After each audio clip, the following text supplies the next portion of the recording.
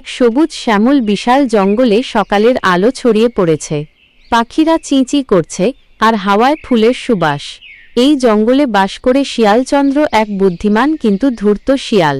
তার ঝকঝকে লালচে লোম, তীক্ষ্ণ চোখ আর মুখে সবসময় এক কুটিল হাসি লেগে থাকে। শিয়ালচন্দ্র তার বুদ্ধি দিয়ে অনেকবার জঙ্গলের নিরীহ প্রাণীদের ফাঁদে ফেলেছে, কিন্তু আজ তার মাথায় এক নতুন ফন্দি এঁটেছে। শিয়ালচন্দ্র একটি গাছের নিচে বসে ভাবছে, প্রতিদিন খাবারের জন্য দৌড়াদৌড়ি করতে করতে আমি ক্লান্ত। যদি এমন কিছু করি যাতে খাবার সব সময় হাতের নাগালে থাকে। ছাগল পাললে কেমন হয়? দুধ ও মাংস সবই আমার হবে, রাজা রাজার মতো জীবন কাটাব। তার চোখে দুষ্টুমির ঝিলিক দেখা যায়। শিয়ালচন্দ্র গ্রামমুখী হয়।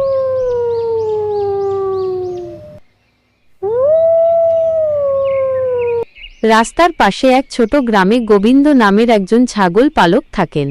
তার ছাগলের দুধ গ্রামে খুব বিখ্যাত। রোজ অনেকেই তার কাছ থেকে দুধ কিনতে আসে। শিয়ালচন্দ্র বিনীতভাবে গোবিন্দ কাকুর কাছে হাজির হয়। নমস্কার কাকু, আপনার ছাগলগুলো দেখে আমি মুগ্ধ। আমি নিজেও ছাগল পালতে চাই। আপনি কি আমাকে সাহায্য করবেন? ওরে বাবা, খুব ভালো কথা। তবে মনে রাখিস, ছাগল পালন করা সহজ নয়। খেতে দিতে হবে, যত্ন করতে হবে। কাকু, আমি তাদের নিজের সন্তানের মতো রাখব। ঠিক আছে, আমি তোকে 4টা ছাগল দিলাম, যত্নে রাখিস। কাকু শিয়ালকে 4টা সুন্দর ছাগল দেন, চাঁদনি, ঝুমা, টুকটুকি আর বাবু। এবার শুরু হবে আমার খামারের রাজত্ব।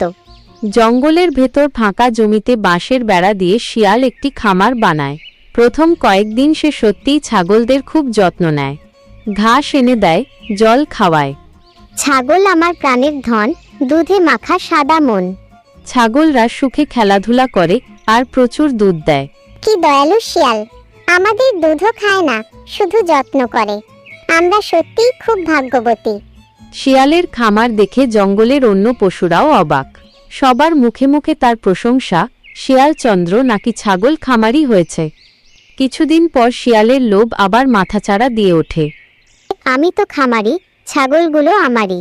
সামান্য দুধে কি পেট ভরে? একটাকে মেরে খাই না হয়।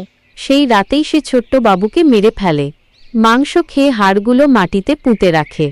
বাবু শহরে দুধ বিক্রি করতে গেছে, সন্ধ্যায় ফিরবে। ছাগলরা তার কথা বিশ্বাস করে। এরপর ঝুমা আর টুকটুকিকেও সে একে একে মেরে খেয়ে ফেলে।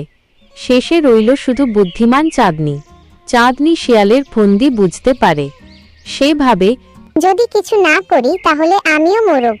আমাকে বাঁচতে হবে আর শিয়ালের এই প্রতারণা ফাঁস করতে হবে। চাঁদনি দৌড়ে জঙ্গলের রাজা সিংহ মহারাজের কাছে যায়। সবকিছু শোনার পর সিংহ গর্জে ওঠে, ধূর্ত শিয়ালের এত সাহস!